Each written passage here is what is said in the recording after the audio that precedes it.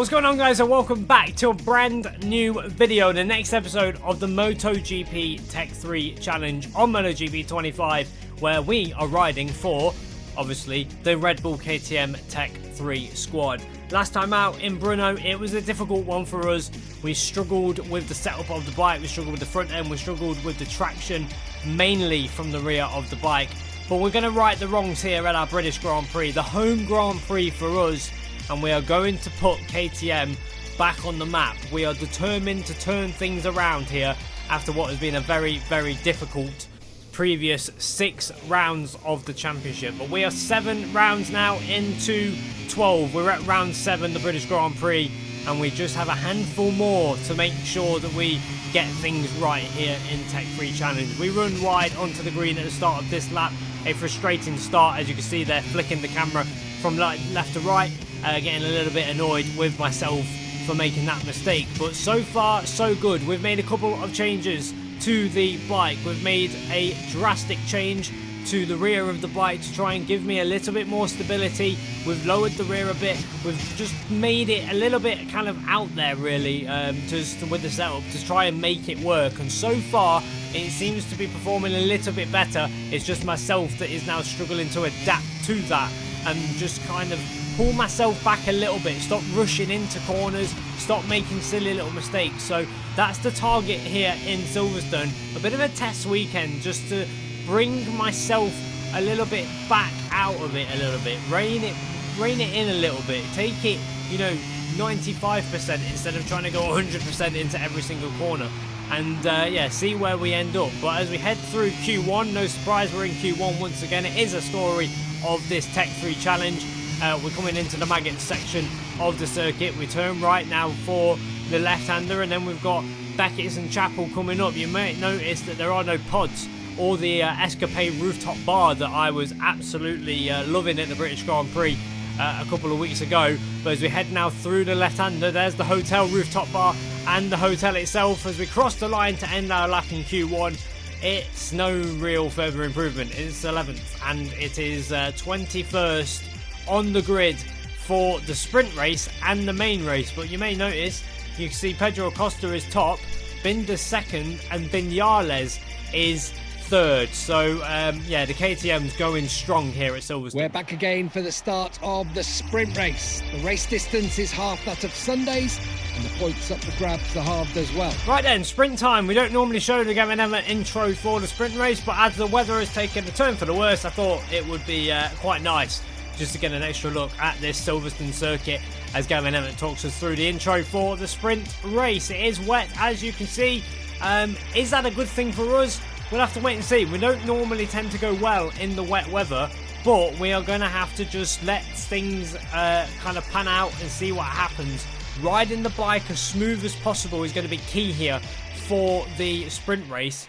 And never know, we might be able to take some learnings into the main race if it is wet as well. But let's go to the sprint race here at Silverstone for round 7. Everything is ready for the start of the race. Marc Marquez is the big favourite from pole position. Just a few moments more until the lights go out and the riders will get going. Marc Marquez on pole, Bartine in third, and Bagnaia sandwiched in the middle of the front row. We are about to go racing for round 7 of the MotoGP Tech 3 Challenge. The sprint race is underway, and it's not the best start. We get a wheelie, and Oliveira is already through, and he's made a rocket start on that Yamaha. He goes flying around the outside of his Yamaha counterpart, Alex Rins. But as we head now through Farm Curve, we get to the inside. Over the inside curve, we get hit in the rear from Miguel Oliveira, and then on the brakes, we're pushing Bezzecchi. There's riders down everywhere. The red flag after a nasty accident out on track. The race has to be halted. And we have a red flag in Silverstone after a multiple rider accident into Village at the end of the first couple of corners, turn 3. And we're going to have to start all over again. Francesco Bagnaia, original grid position, so he's second. Marquez on pole, Martin in third. Original grid position. And it's going to be interesting to see whether everybody is restarting this race. So let's see as we head into the restart. Now that the track is safe, the race can restart for the remaining laps.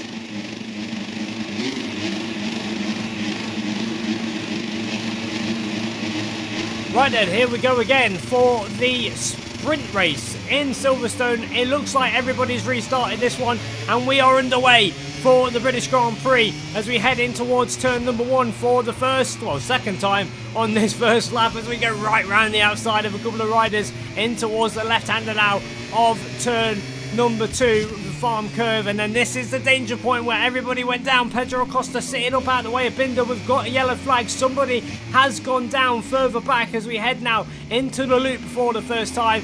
No such dramas though for anybody, no major dramas. There's another yellow flag. There are riders down. Somkiat Chantra is out of contention. He's been tangled up with Fermin Aldeguer further back, but as we power down towards Brooklands for the first time, we had Zarco and Mir on the Honda trying to get their way through, but no way through for them two as we now head to Cops for the first time. Maverick Vinales is in wide and he's gone down. Vinales has crashed, and we've got a second red flag in this sprint race.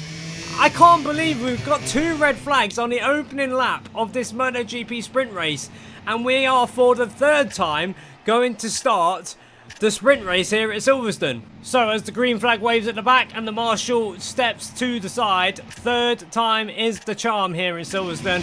Or is it? We'll have to wait and see. We are revving up for the 3rd attempt of the sprint race here at Silverstone.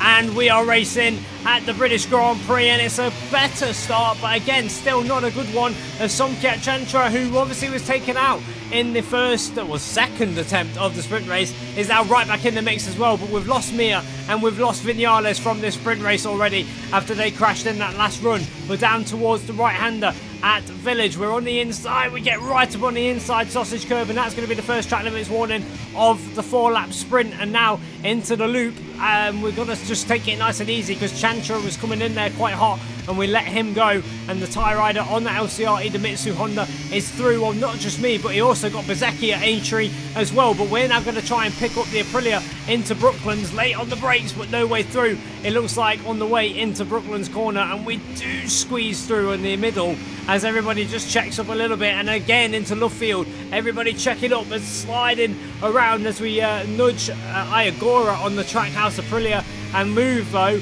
up into what will be 11th position, 12th position I think, as we head through Woodcut for the first time. It is indeed 12th place, and now we can try and work on getting through on the factory Honda rider Luca Marini, who is behind Jack Miller, and then a couple of KTMs in there as well. So we've made a good start. We're up into 12th place. The feeling in the wet conditions aren't too bad at all really, and we are just trying to figure things out, skating our way through. There isn't that much rear stability. That is one thing that I will say.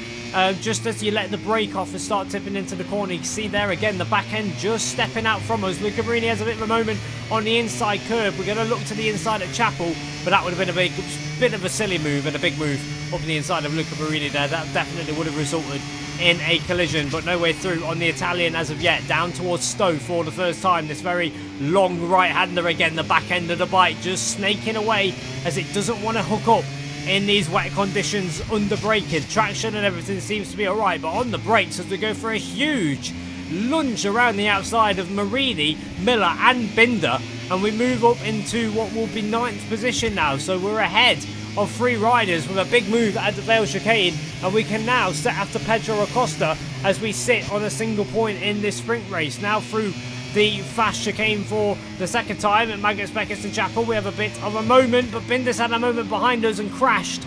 Brad Binder has gone down. Whether he followed us on the inside curve, I'm not sure, but he is down and out, and then we get a track limits warning as we turn into Chapel far too early and end up running over the inside curve, and that is a second track limits warning for us after picking up the first one on the opening lap. Miller looking to the inside at Stowe corner, and he's going to get that one. We're going to try and get the switch back on him though, and then line up a move into the Vale Chicane. We know that we're stronger on the brakes after the last lap into the Vale Chicane. Morbidelli's checking up there as well. He goes slow.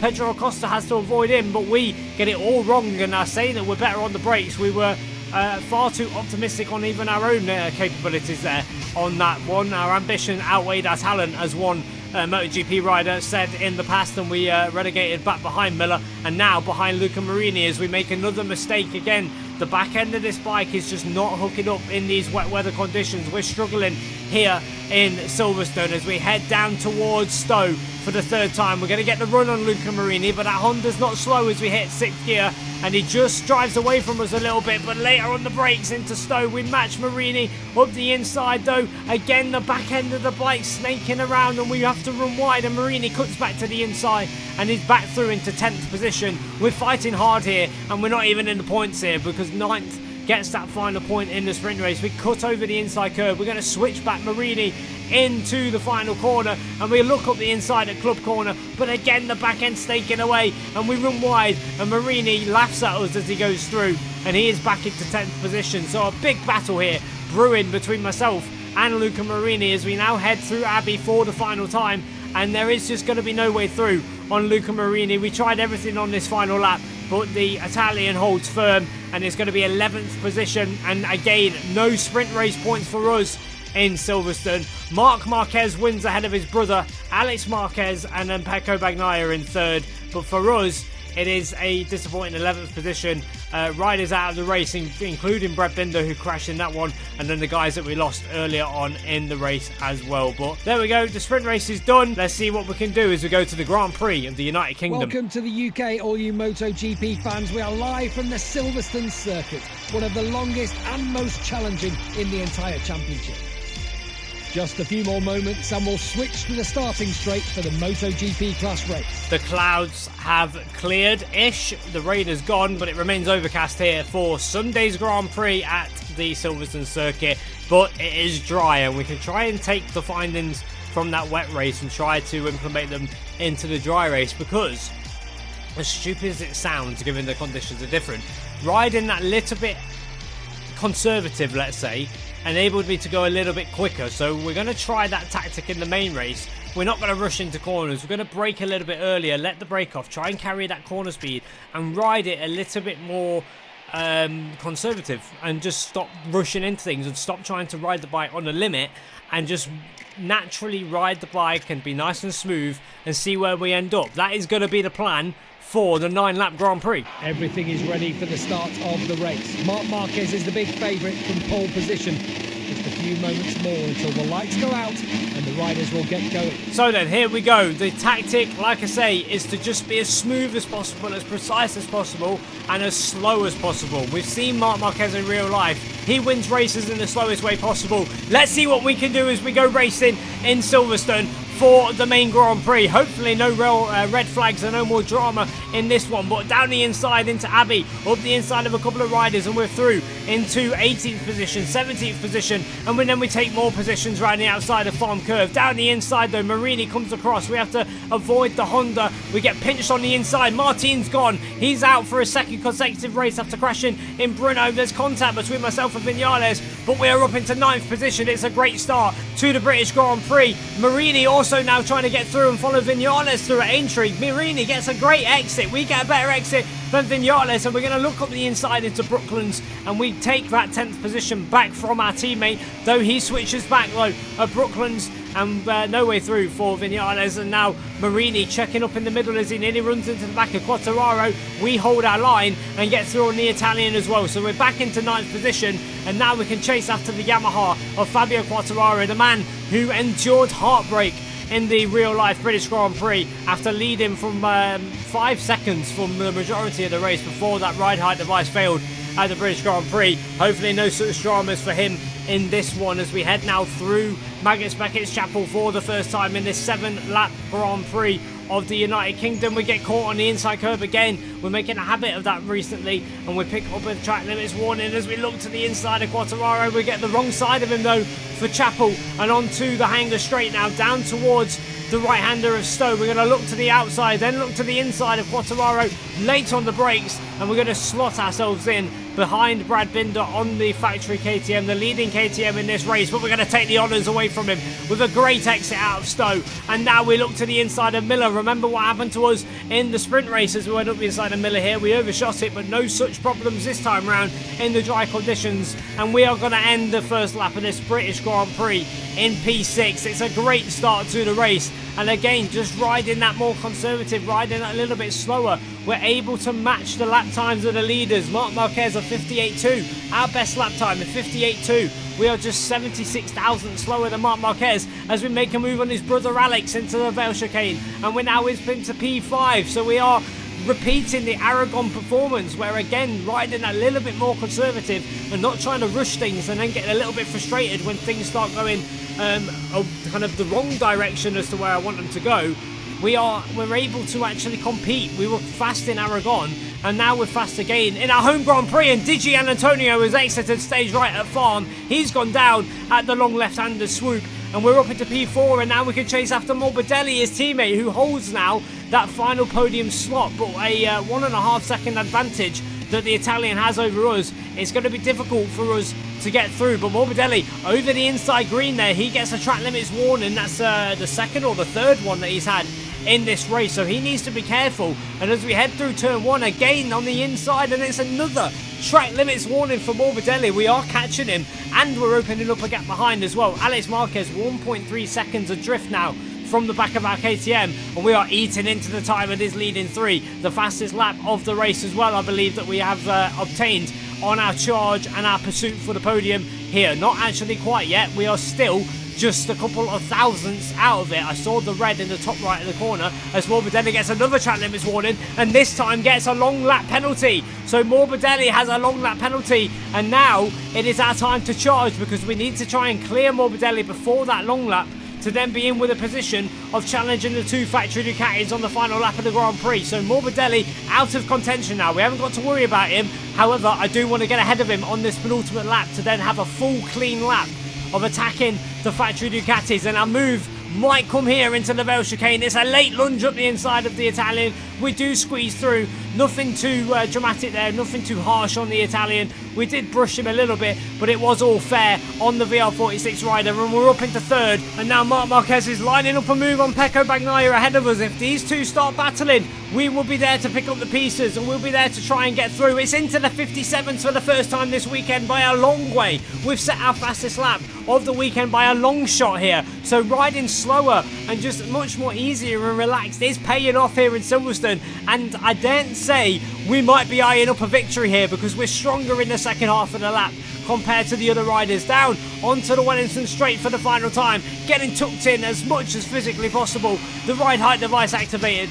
Breaking now into Brooklands. We're gaining time. We're eating into the time of the leaders every given opportunity. We're late apex there for Brooklands, and look how close we are now to the back of the factory Ducatis. It's Marc Marquez first, and then it's Pecco Bagnaia. Don't forget, Marquez and Bagnaia, they're fighting each other for the championship. Going into this round, it was 38 points the difference between the two of them, and Bagnaia is taking some points out of Marquez in this race. As we head now into Cops for the final time, we're a little bit wide, we're a little bit greedy on the way in, trying to rush the corner on entry, and that exactly is what I've been talking about. The minute we start rushing the corner, breaking a bit deeper, then we make a mess of it all. So just trying to ride within our limits is really, really helping here. And we get the run through Beckett's, and now we're going to get the run through Chapel. We switch to the inside of Marc Marquez, and we are through on the 8-time world champion. And now we're going to line up his teammate Bagnaia, and we are into the lead of the British Grand Prix on the final lap. Marquez bumped past his teammate. That's not going to help him to stow.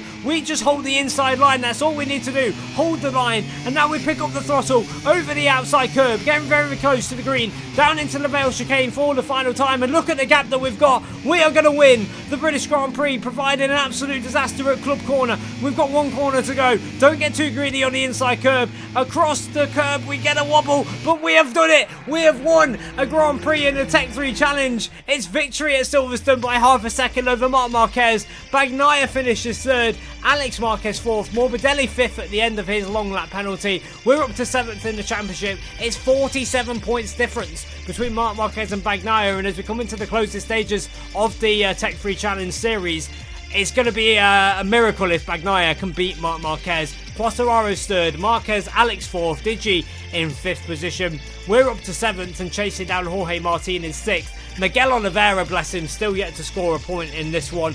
We are fifth in the team's championship, and that victory will surely rocket us up in the constructors' standings as well. We'll have to take a look because Martin crashed out, and I don't know where Bezzecchi was we are up to 3rd in the Constructors' Championship. So KTM making progress, and we get the first victory for the manufacturer and for us and for Tech 3 this season. Get in there. We're heading to the Parc Fermé with the live coverage where the 3 podium finishers have just arrived. The winner is over the moon and quite rightly indulging in a few celebrations with his team.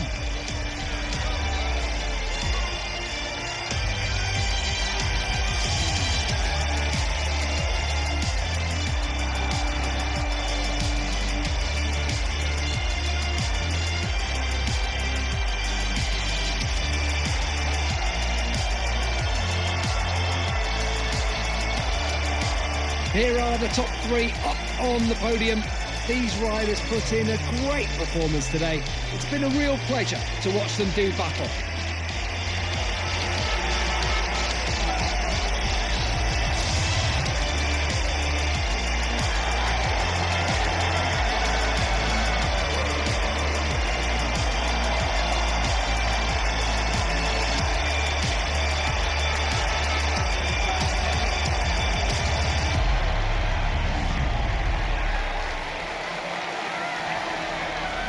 There we go, we have broken our duck and won the British Grand Prix. We have finally got a victory, and what a better place to do it than our home Grand Prix as well at Silverstone. And that sets up the scene nicely for another classic on the MotoGP calendar, the Circuit of Jerez for round number 8, the Gran Premio de Galicia 00 de España, and we're heading into this one of a newfound confidence and much better feeling on this KTM bike. Now we're able to ride it and understand it a little bit more. That riding way within that safety barrier seems to enable us to go much faster, which is something that I just can't do. I get on a bike and I have to ride it at 100% as physically possible on these games. Real life is a little bit different, but trying to ride it a little bit more like a real life motorbike seems to help there. So great stuff, we got the victory and we are making progress now, so let's see what we can do in Jerez next time out. Until then, thank you for watching, like and subscribe, and goodbye.